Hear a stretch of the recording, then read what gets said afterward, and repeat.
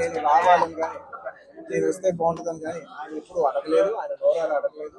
నేనే ఆయన చెప్పాను, రవి నాకు ఇలా రావాలని అన్నా కూడా ఆయన యూట్యూబ్ బ్రదర్ మీకు ఇబ్బంది అవుతుంది అని ఆయన అన్నా కూడా ప్యూర్లీ నా కాలే. ఆయన వద్దన్నా కూడా అసలు ఎట్లా ఏం లేదు కదా, నాకు రావాలన్నా నాకు మనస్ఫూర్తిగా రావాలి.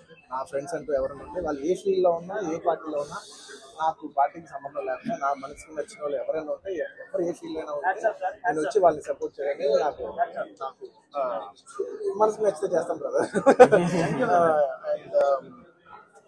అండ్ ఆయన అస్సలు ఏం చెప్పాలంటే ఆయన అస్సలు ఏమాత్రం ఆయనకున్న సంస్కారానికి, ఆయనకున్న గౌరవానికి, ఆయనకున్న ఫ్రెండ్షిప్కి ఆయన ఏ రోజైనా నోరు చేసి అడగఉండొచ్చు. కానీ ఆయన అసలు ఎప్పుడు అడగలేదు. నేను ఆయన అడగలేదు కాబట్టి నాకు ఇంకా ఉంది. అరే ఆయన అసలు ఎవరైతే అడగలేదు, ఎంత క్లోజ్ ఫ్రెండ్ కూడా అడగలేదు, నేనే చేయాలని చెప్పి నాకు లోపల నుంచే ఆ ఫీలింగ్ అనిపించింది. నేనుగా వచ్చాను. ఆయన కొంచెం అక్కర్లేదు బ్రదర్ మీరు ఇబ్బంది పడతారన్నా కూడా పర్లేదు బ్రదర్ నేను వస్తాను, ఆయన సపోర్ట్ చేద్దామని వచ్చాను. ఎందుకంటే ఈ 5 ఏళ్ళలో మేము మామూలుగా చాలా మంది చూస్తుంటాం కదా, 5 ఏళ్ళు మామూలుగా ఏదో ఫస్ట్లో కొంచెం కనబడి ఏదో లాస్ట్లో ఒక సంవత్సరం లాస్ట్ ఒక 6 నెలలో సంవత్సరం తిరుగుదాం అనే ఒక మైండ్ సెట్ ఉన్నారు.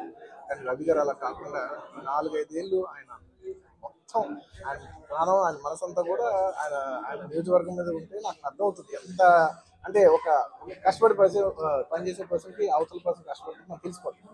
ఇంత సిన్సియర్గా చేసే మనిషికి 100% నేను నిజంగా నేను ఇంకెవరి గురించి నేను ఇంత గ్యారంటీగా చెప్పలేదు.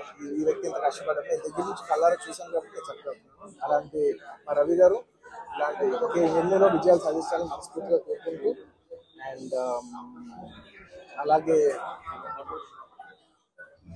ప్రజలందరికీ మంచి జరగాలని కోరుకుంటూ సెలవు.